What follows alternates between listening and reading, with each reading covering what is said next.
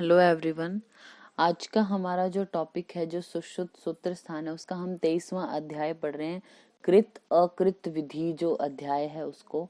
तो सबसे पहले इसमें 3 नंबर जो श्लोक है 126 नंबर पेज पे फर्स्ट लाइन में देखिए, तत्र वयस्था नाम, जो वयस्थ है यानी युवावस्था है जिनकी, दृढ़ है, दृढ़ानाम प्राणवताम, प्राण है, जीवनीय शक्ति है जिनमें, सत्वताश्च, सत्व वाले हैं यानी मन जिनका स्ट्रांग है मानसिक रूप से, सुचिकित्सा व्रण यानी उनके व्रण क्या होते हैं, सुचिकित्सा होते हैं। ये 4 अगर गुण हैं यानी एज ठीक है यानी युवावस्था है, दृढ़ शरीर है, जीवनीय शक्ति वाले हैं, मन भी ठीक है जिनका, वो सुचिकित्सा व्रण होते हैं।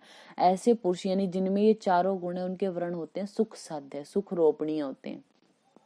4 नंबर श्लोक की हिंदी देखिए, अगर इसके विपरीत गुण वाले हो, मतलब कि अगर वृद्धावस्था है, व्यक्ति कृश है, अल्प प्राण है या डरपोक है, तो उनके वर्ण जो है वो क्या होते हैं, कष्ट साध्य हो जाते हैं। 5 नंबर आप श्लोक देखिए, इसमें जो वर्ड है, हम आपको कुछ वर्ड बोलते हैं, इनको आपने स्टार लगा लेना है या हाईलाइट कर सकते हैं। स्फिग जो है वो उस पे स्टार लगा लीजिए और हाईलाइट भी कर लीजिए। फिर कुछ वर्ड छोड़ के देखिए, कर्ण है, मतलब स्विग के बाद पायु, प्रजनन, ललाट, गंड, ओष्ठ, पृष्ठ, जो कर्ण है उसको हाईलाइट भी कीजिए और स्टार लगाइए। फिर आप फल कोश को भी हाईलाइट कर लीजिए और फल कोश से आगे वर्ड है उदर, उदर पे स्टार लगा लीजिए। तो आपने स्टार 3 पे लगाना है, स्विग, कर्ण और उदर पे। बाकी मुख, अभ्यंतर, संस्था, इसको भी आप हाईलाइट कर लीजिए। तो आपने हाईलाइट किया स्फिग, कर्ण, फलकोश, उदर, मुख, अभ्यंतरस्था, सुख रोपणिया, यानी अगर इन जगहों पे अगर कोई व्रण हो जाए तो वो सुख रोपणीय होते हैं। ठीक है। 6 नंबर जो श्लोक है उसमें आप देखिए, अक्षी, दंत, नासा, अपांग, श्रोत्र पे स्टार लगा लीजिए और हाईलाइट भी कर लीजिए इसको। फिर आगे नाभि है, जठर पे भी आप स्टार लगा लीजिए और हाईलाइट कीजिए। सेवनी और नितंब है जो, उस पे भी स्टार लगा लीजिए और हाईलाइट कर लीजिए। उसके आगे जस्ट अंडरलाइन करना है, कुक्षी, वक्ष या कक्षा या स्तन आदि पे है वो। जठर के नीचे देखिए वर्ड है दुष्चिकित्सा, सेकंड लाइन में दुष्चिकित्सा को हाईलाइट कर लीजिए, यानी ये व्रण क्या होते हैं, दुष्चिकित्सा होते हैं। अब हमने स्टार क्यों लगवाया था, आपको देखिए ऊपर 5 नंबर में स्फिग है, जो स्फिग हमारा नितंब जो प्रदेश है उसी को बोलते हैं। कर्ण यानी हमारा जो कान है उसको बोलते हैं। उदर हमारा यानी जो एब्डोमिनल एरिया उसको बोलते हैं। लेकिन यहाँ पे सुखरोपणीय में ये वर्ड आए हैं। 6 नंबर श्लोक में देखिए, श्रोत्र वर्ड आया है, कान को ही बोलते हैं श्रोत्र, लेकिन श्रोत्र वर्ड आए। जठर मतलब उधर को ही बोलते हैं, नितंब हम स्फिग को ही बोलते हैं। तो अगर ये वर्ड लिखे हो कि श्रोत्र में होने वाले व्रण हैं तो दुष्चिकित्सा आएगा। अगर कर्ण में पूछे तो वो सुखरोपणी आएगा। इसी तरीके से अगर जठर में पूछे तो दुष्चिकित्सा, उदर पे पूछे तो सुखरोपणी है, नितंब पे पूछे तो दुष्चिकित्सा और स्फिग पे पूछे तो हमारे वो सुखरोपणीय में आते हैं। ठीक है।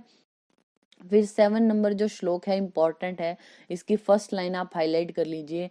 कुष्ठी नाम, विष जुष्टा नाम, शोषी नाम, मधुमेही नाम। कुष्ठ का पेशेंट है, विष का पेशेंट है और शोष का पेशेंट। देखिए जो इसमें कुष्ठ में जो श आता है, हम विष में जो श लिख रहे हैं, शोष में, वो एक जैसा है। तो कुष्ठ, विष और शोष ये, और मधुमेह का जो पेशेंट है उनके व्रण क्या होंगे, कृच्छेण सिद्ध्यंत यानी कृच्छ साध्य व्रण होंगे।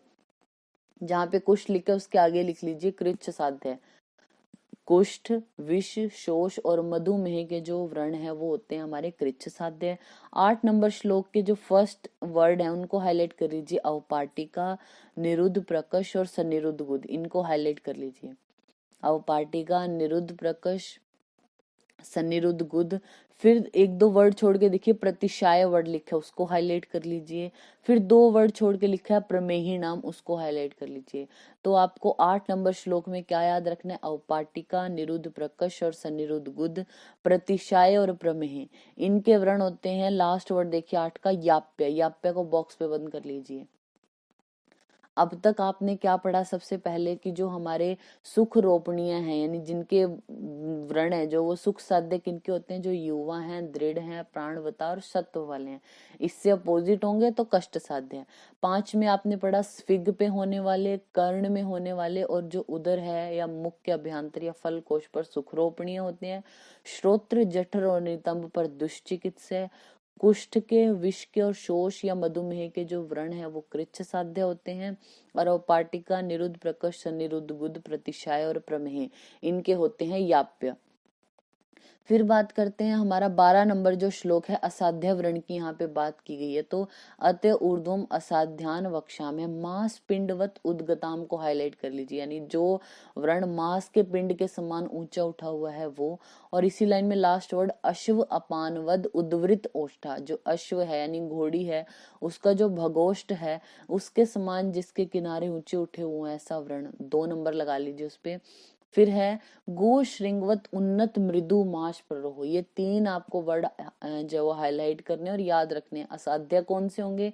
जो मांस पिंडवत उद्वृत हो यानी उठा हुआ हो, अश्व के अपान के समान उठा हुआ, या गो श्रृंग के जैसे उन्नत हो, वो हमारे होते हैं असाध्य व्रण। फिर नेक्स्ट पेज पे जो हमारा 18, 19 और 20 नंबर जो श्लोक है इंपॉर्टेंट है, चाहो तो आप इनको याद भी कर सकते हैं, ठीक है। त्रिभी दोषे अनाक्रांते शाव ओष्ठ पीड़की समय अवेदनो निराश्रावो व्रण शुद्धम इह उच्यते। शुद्ध व्रण के लक्षण यहाँ पे आचार्य सुश्रुत बोलते हैं त्रिभी दोषे अनाक्रांते, तीनों दोषों से आक्रांत ना हो, अना आक्रांत है यानी ये तीनों दोष प्रकोपित ना हो उस एरिया में।